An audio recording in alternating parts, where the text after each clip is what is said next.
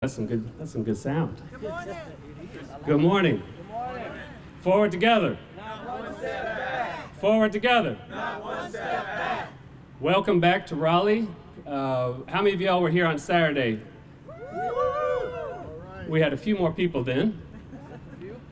So on Saturday we had thousands of people that descended on Raleigh, our state capital, and marched from the state capital to the General Assembly right here, with the mass poor peoples and low-wage workers State House Assembly and moral march on Raleigh and to the polls. We brought together dozens and dozens of organizations that dealt with issues such as labor rights, labor unions, low wages, environmental justice, education access, healthcare, immigration, all the issues that this General Assembly last session targeted for attacks, gun violence, and access to abortion. And we had a beautiful day. We heard from dozens of North Carolinians who are directly impacted by these issues. We heard from a brother named Daniel out of Hickory, who was sent to jail at 16 and was abused in jail and came out at 27 thinking that he had found freedom, only to walk into a system that denied him access to housing, access to wages, and access to a quality of life. But he came saying that he, along with poor and low-wage workers, are going to vote like never before in November and tomorrow in our primary. And so we said on Saturday that we'd come back today to deliver our demand letters. And we were joined in over 30 states simultaneously on Saturday across the nation for this mass assembly. And each of those states today are back at their state legislators delivering these demand letters. A part of these demands are going to be many of the issues that we said before, but today we are going to deliver them to all 170 members of the General Assembly. Y'all ready to do some walking? Yes. And navigating our General Assembly can be difficult literally and figuratively, so we will be learning on our way. Part of what we also said on Saturday is that we are coming back. Right. That when the General Assembly comes back on April 24th for the short session, we will be here. That North Carolinians will welcome them back to demand that they fix all the things they broke and address the things they ignored. And many of those things are going to be life and death situations. We know that they made it easier to get a gun. That has already resulted in more gun violence in a state where gun violence is the #1 cause of death for children. We know that if they don't fund early childhood education, we will see hundreds, if not thousands, of daycare centers closed by the summer when a pandemic funding runs out. We know that women are being forced, pregnant folks, especially poor women, are being forced to have births and or have unsafe abortions in the state. At the same time, they didn't add a single dollar to early childhood education. So we need a revolution of values in this state, and we need a revolution of values in this General Assembly. That's right. In the letter that's about to be read, we will hear all the list of demands that are outlined. We have demanded a meeting with the leadership of both sides of the General Assembly. We've gotten positive feedback about having a meeting with poor and low-income North Carolinians from one side of the aisle. We are hopeful that we will get a stronger response from the other side of the aisle, being the majority, Leader Berger and Speaker Moore. But we are today going to all 170, saying that we are bringing these demands and that we will be here and watching them when they come back in April. And so I want to invite one of our tri-chairs for the North Carolina Poor People's Campaign, Reverend Wayne Willham, to come forward and welcome us and then read this letter that we are about to deliver. Thank you, Rob, for allowing us and helping us to assemble here today. Again, I am Wayne Willham, Tri-Chair for the North Carolina Poor People's Campaign and National Call for Moral Revival. And we come here today as faith leaders. We come here today as impacted people. We come here today as advocates to stand together and to stand with one another, to serve notice on this General Assembly, to stop this policy violence that continues to hurt all of us. So we've come here today. We welcome you here. Glad to be here as we serve this notice today.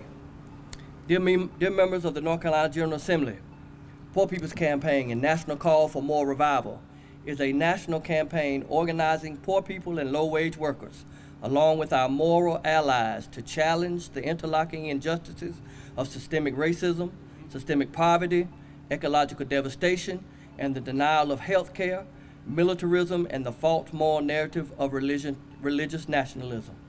Over 40% of the nation, or over 135 million people, are poor or one emergency away from economic ruin, which includes 61% of Hispanics, 59% of Native or Indigenous people, 59% of Black, 36% of Asian, 32% of white people. We account for 1/3 of eligible voters nationwide and over 40% of the electorate here in North Carolina. And yet political campaigns too often have ignored our pressing concerns, and in this election year, we aim to change that. Right.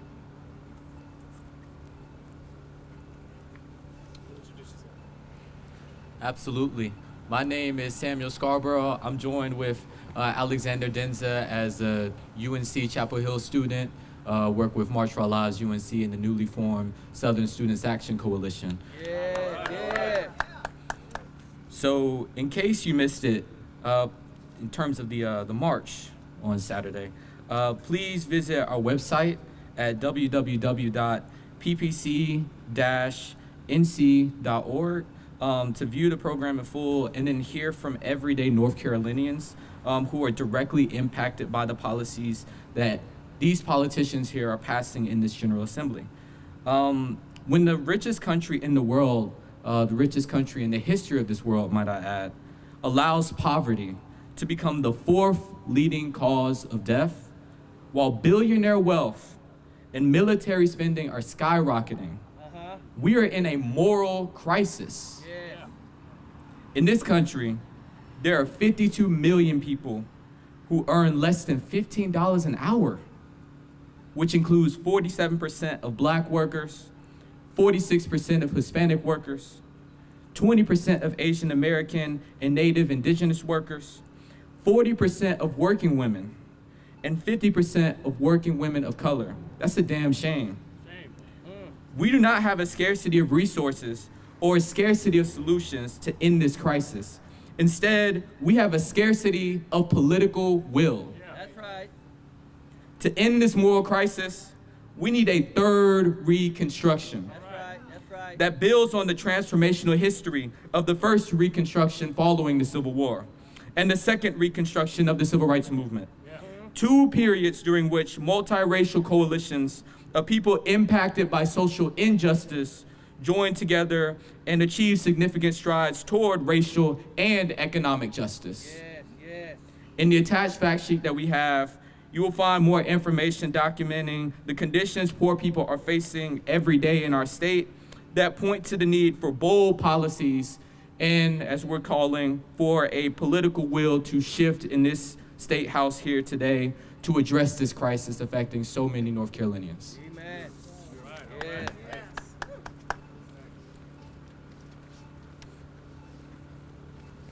Chaplain Robert Zachary, and I'm from the Western North Carolina Poor People Campaign and one of the committee members. I'd like to say that this past Saturday, March 2nd, the North Carolina Poor People's Campaign joined over 30 states nationwide with simultaneous marches and assemblies at state capitals. That's right. Thousands of us marched on Raleigh from across the state to take back the mic from extremists and make our voices heard. That's right. Indeed, policies that would improve the lives of poor and low-income people, including greater investments in health care, food assistance, housing, child care, and public education, enjoy majority support among Americans. During the first 2 years of the pandemic, we saw a glimmer of hope. Expanded public investment effectively induced poverty, particularly among children, proving that poverty is a policy choice. That's right. But when elected officials allowed pandemic programs to expire, poverty levels immediately began to rise again in every state. That's right. We also witnessed that since 2020, there have been over 1,000 voter suppression bills introduced across all 50 states, including 2 massive voter suppression bills passed right here in North Carolina with the purpose of making it harder to vote. That's right. You have to have the power to change public policies that can be fundamentally in poverty and protest the right of all. That's right. We know the power state houses have in impacting policies, which is why we demand abolishing poverty as the 4th leading cause of death in the United States. That's right. Living wages, full and expanded voting rights, Yeah. ending voter suppression, guaranteed workers' rights and labor rights, Yes. including mass incarceration, ending it, Yes. re-entry support for people coming home from incarceration, health care for all, Yes. protections for LGBTQ North Carolinians, affordable, adequate housing, Yes. equal rights for all, an end to gun violence, Yes. profit and proliferation, Yes. clean air and water, fully protected women rights, Yes. environmental justice, equal access to fully funded, quality, diverse public education, including funding for early childhood education, Yes. just immigration laws, an end to systemic racism, white supremacy, and extremist political agendas. Right. All right.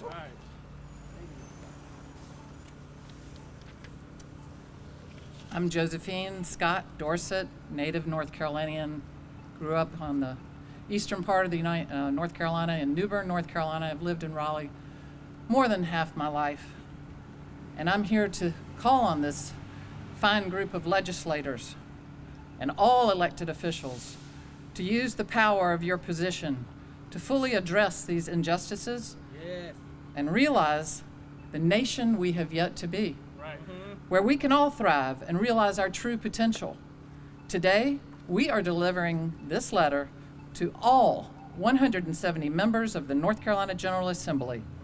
A few weeks ago, we asked the leadership of both sides of the aisle to meet with poor and low-wage North Carolinians, faith leaders, and moral allies ahead of the short session to discuss our priorities. In those meetings, we look forward to discussing the details of our agenda and hear how your leadership plans to address poverty as the fourth leading cause of death.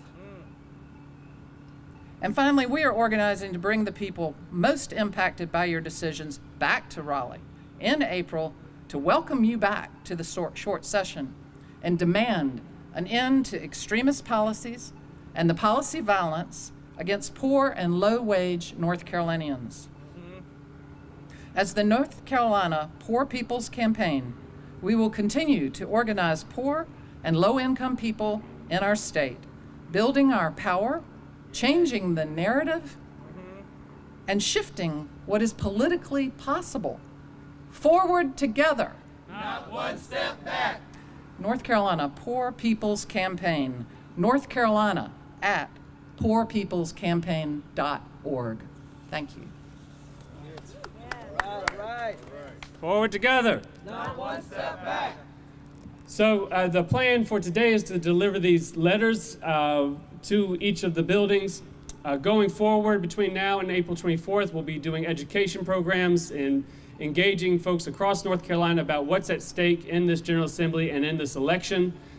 We will also be building towards June 15th, where we'll have a National Assembly in D.C. again, with people coming from all 50 states, like we did in 2022. And then we'll be pivoting right towards the election in November. And so as we close this down, I want to give an opportunity if you have a question at all, and then we'll wrap up and get moving. About Medicaid expansion that passed, what kind of impact do you think that'll have on this year's election?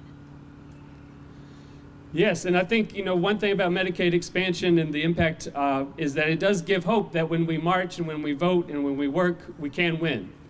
They said they would never do Medicaid expansion. Berger and all of the crew up here said Medicaid expansion was never going to happen because it was federal overreach, but it is immensely popular. Their policies are not popular. What they do is they use hate and fear and division to stir up people's imaginations about one another. When we look at the polling, our policies are popular. And it's our work that it's a lot easier to tear something down than to build something up. So we got a lot more work to do than scaring people. But we also know that at the federal level, that's why we're going to D.C., is that we're going to lose just as many, if not more, people from the Medicaid rolls because of the end of pandemic funding. And so it is a great victory that we do want to claim, and we want to encourage folks to go and get signed up for Medicaid. There's countless stories of the life-saving ways that it's impacting people right now, and holding also that we have to keep on pushing because everyone doesn't still have health care. We don't have universal health care in this country or in this state.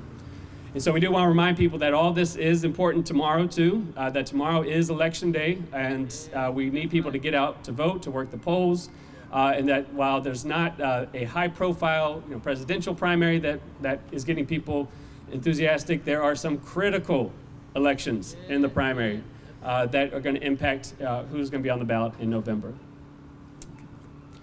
All right, forward together. Not one step back. Let's go inside together. Not one step back.